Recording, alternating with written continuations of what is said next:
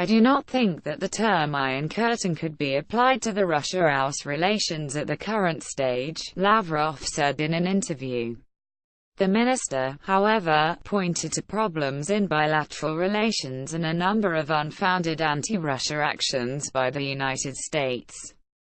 He named the adoption of the law on sanctions, the seizure of Russian diplomatic compounds in the U.S., the pressure exerted by the FBI on Russian diplomats and the campaign against Russian media among such steps by Washington. And this is only a part of a long list of unsubstantiated anti-Russia actions, Lavrov noted.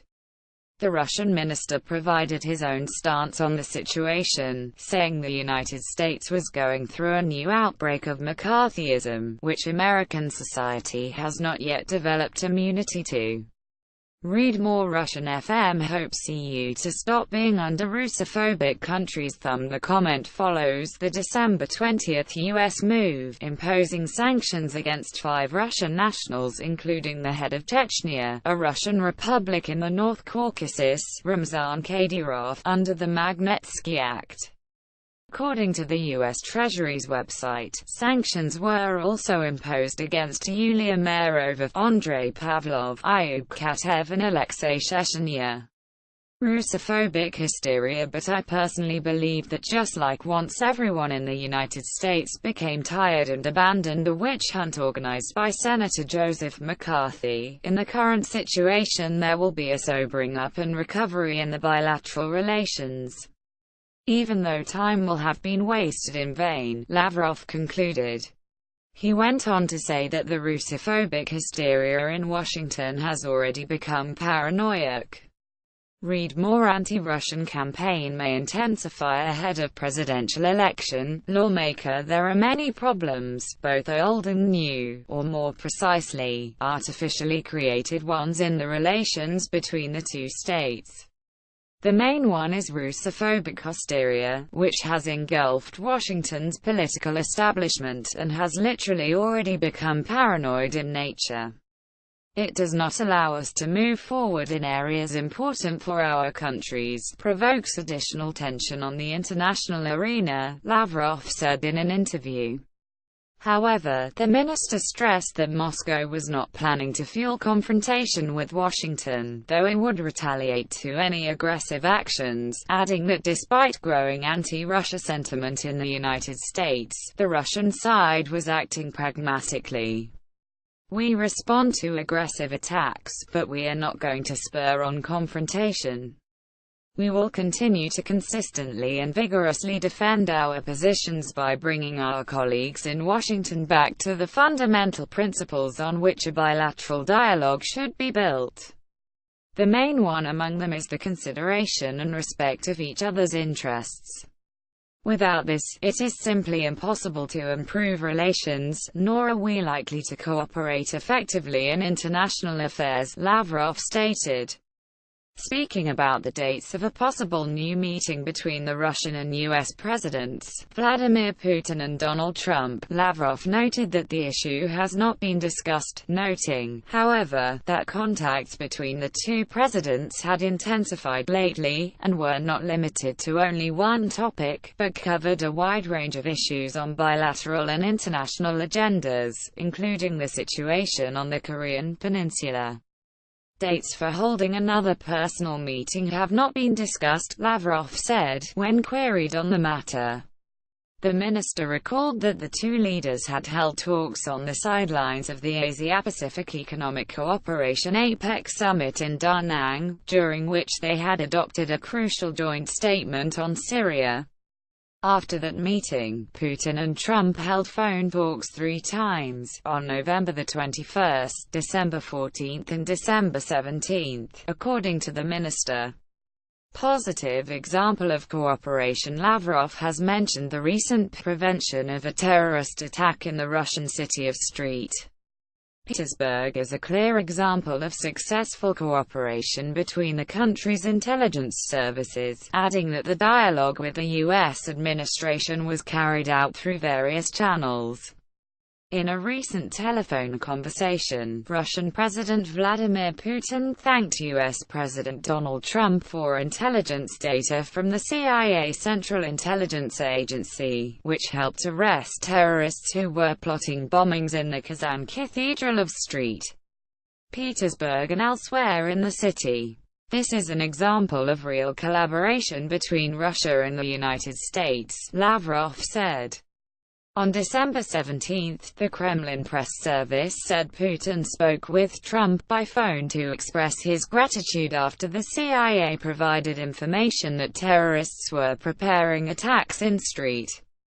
Petersburg. The Russian president assured Trump that Moscow's special services would also inform their American colleagues if they received intelligence on possible terrorist attacks in the United States. Earlier in December, Russia's Federal Security Service (FSB) said it had prevented the activities of Daesh, a terrorist group banned in Russia supporters in St. Petersburg, who planned to carry out a terrorist attack in the city. Several members of the cell were detained in St. Petersburg in a special operation on December 13-14, NATO military expansion. According to the minister, actions of the West, and, in particular, NATO, aimed at boosting military infrastructure next to the Russian borders and the deployment of U.S. anti-missile defense systems in Europe, cause very serious concerns in Moscow. Read more. Putin. Russia not seeking confrontation with other powers. Such destructive steps undermine the principle of the indivisibility of security and led to further growth of tensions in the Euro-Atlantic area, deepening of divisions on the European continent. In this context, we are adopting reasonable measures to increase defense capabilities, protect national interests, Lavrov stressed.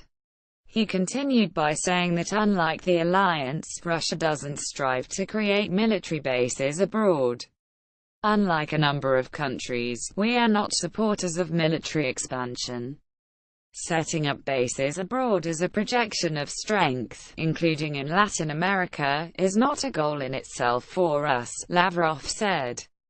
Read more. U.S. troops in Northern Europe heighten new Cold War tensions with Russia. North Korean issue. The Russian foreign minister has commented on the issue of the Korean crisis settlement and the mechanism for consultations on the roadmap proposed by Moscow.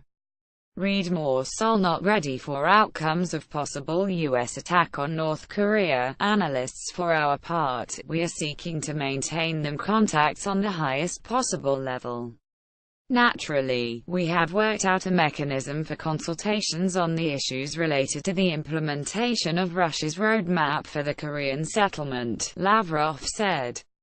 However, the minister has stressed that the attempts by North Korea to gain nuclear status are dangerous. Of course, we are seriously concerned with the desire of North Korea to gain nuclear status. We will never accept or approve this. The steps taken by Pyongyang in this direction have the potential of undermining the global non-proliferation regime. In the current tense situation on the Korean peninsula, such steps are simply dangerous, Lavrov said in an interview. He recalled that Russia, as a permanent member of the UN Security Council, for many years had participated in the elaboration of the relevant resolutions that prohibited Pyongyang from carrying out nuclear tests and launching ballistic missiles. The minister stressed that Moscow was guided not by the logic of red lines, after the crossing of which North Korea supposedly needed to be punished. Therefore, we do not share the desire of some states to exert maximum pressure on North Korea, which they often interpret as the establishment of a complete economic and political blockade of this country by all available means. Besides, they do not take into account the fact that the implementation of such a plan will cause a real humanitarian catastrophe, Lavrov concluded. U.S. military presence in Syria. Sergei Lavrov has mentioned the issue of the U.S. military presence in Syria, underlining that it hinders the political process and calls into question unity of the country. Read more. Chinese envoy to Russia. North Korean issue has no military solution. The Syrian government could de facto tolerate the United States there for the sake of a pressing task of anti-terror. Attempts to find justification for the preservation of their presence in Syria after the defeat of IS Daesh do not stand up to criticism. In practical terms, the illegal presence of the U.S. military creates obstacles to the political settlement and calls into question the unity of the country, Lavrov said in an interview. The minister recalled that the presidents of Russia and the United States had adopted a joint statement on the sidelines of November's Asia-Pacific Economic Cooperation APEC summit in Vietnam's Da Nang, in which the common commitment to preserving the unity, sovereignty, territorial integrity and secular character of the Syrian state was reaffirmed. He noted that the Russian side regularly questioned the U.S. partners on the issue of the initial illegitimacy of their armed activity on Syrian territory from the point of view of international law. The diplomat added that Russia would continue to assist the Syrians in normalizing the situation, restoring peace and order. Read more. Some countries vexed by Russia's leading role in Syria peace process. Envoy: we will continue to remind everyone about the need to respect sovereignty, independence and territorial integrity of this country when working with the regional and international partners, Lavrov stressed. The minister's statement comes in the wake of the December 11 order by Russian President Vladimir Putin to withdraw a significant portion of Russian troops from Syria, following the victory over the Daesh terror group in the country, announced by the president a few days earlier. Following this stance, U.S. President Donald Trump also announced that almost 100% of Syria and Iraq's territory previously controlled by the Daesh terrorists had been liberated, but the U.S. military presence in both countries has been maintained.